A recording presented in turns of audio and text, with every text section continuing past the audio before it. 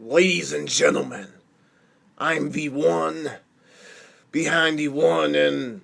Okay, well, I'm not the one. I'm not Paul Heyman, sorry. I'm not the one behind the one, 21 and 1, but I am Gino Green.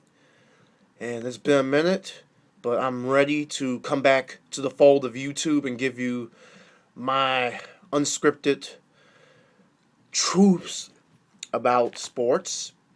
And it's no different. And it's actually something that I wrote about a year ago. Actually, was on a story with Terry Foster from the Detroit News about the state of EMU football. And right now, we want to give Chris Creighton credit for what it's worth, but every single week, same stuff. Like, same stuff every single week. Like, last week was no different. 73-14 loss to number 11 Michigan State. So it's like, you start to wonder. I mean, even with MAC conference play starting up, what can they really do at this stage of the game, to be quite honest? I mean, 1-3, I mean, I guess that's what most people expected, but it's more the fact of how it's been done.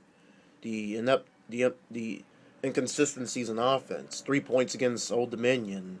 Shutout against Florida. I mean, we knew they weren't going to win those games, let's be quite honest, But I didn't think the offense would be so inept, and it's still sort of some of the same problems, But again, in due time, I think they'll somehow learn something. They'll somehow put something together on offense. But that's not the point of it. The point of it is the fact that most people run away from this thing, but it's the truth. But in the last 27 years, ever since their last bowl game in 1987, EMU has proven to be the SMU of the Midwest. And you want to know why I say something like that? Well, one, I don't think I'm that crazy. Maybe you think I am. You can comment away on YouTube.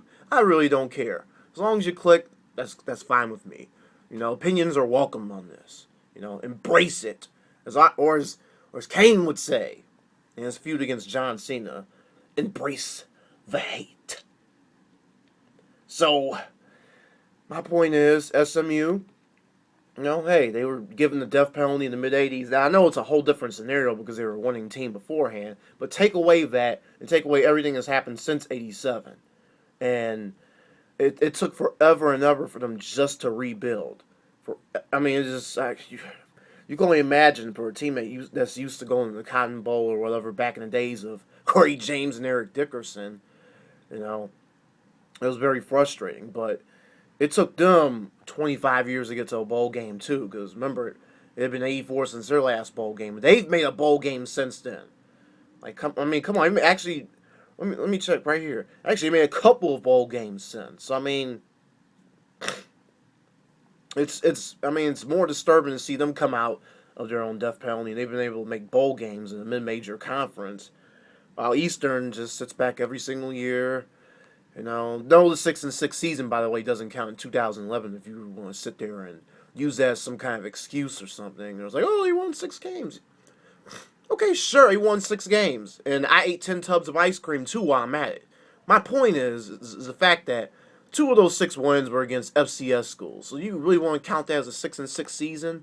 I mean, heck, they weren't even bowl eligible technically because they played those 2 teams. So, again, I still think, even right now, EMU football, it's not them, it's the fans. Their biggest problem is they want to believe in this Barney and Friends mentality. They want to believe so great, they get distracted with these little stupid things like the stupid gimmick that I like to call the gray field, the factory. It's an intentional distraction to take away from the fact that still nobody's going to show up to your games no matter what you throw out there. You can have movie night, all that stuff.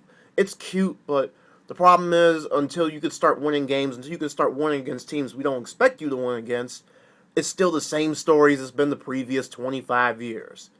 I still think, as of now, cut bait the program. Why not? 2.5 million reasons as to why. And why? Well, EMU soccer might like that because they still don't have bleachers, which I don't understand. So you spend enough money to go get the factory. That's nice. I guess they need a new field, so go get a new green field instead of a gray field, especially with that epic fail entrance they had with the brick thing. Okay, some people will say, oh, well, it was cute because it was only 8 seconds, and it wasn't as bad as it looked like. No, trust me. Out there from a subjective point of view, it was. Like, I didn't get the whole going one brick by brick and then just kicking it all the way down. It just looked very cheesy and gimmicky. Like, this is not the 1990s WWF before the Attitude Era. I mean, come on now. I mean, you might be able to fool the little Jimmies out there, but you're not fooling somebody like me. Okay? So, like I said, get it together, EMU football, because the clock is ticking whether you like it or not. Because, yeah, you might have a year or two to get things fixed, but I'm telling you, you don't get it fixed, the hounds of justice are going to be coming for you. It's not going to be just me. It's not going to be just Terry Foster. It's going to be a whole lot more people, like the EMU Hurons. Remember that? Yeah, you shunned them away like they were a piece of crap. But those Huron alumnus are going to come screaming back at you. So remember, always be careful. Always be careful on who you pick your fights with, because you never know when they come back after you. So all I gotta say is good night, and I'll be back on again with another video very soon.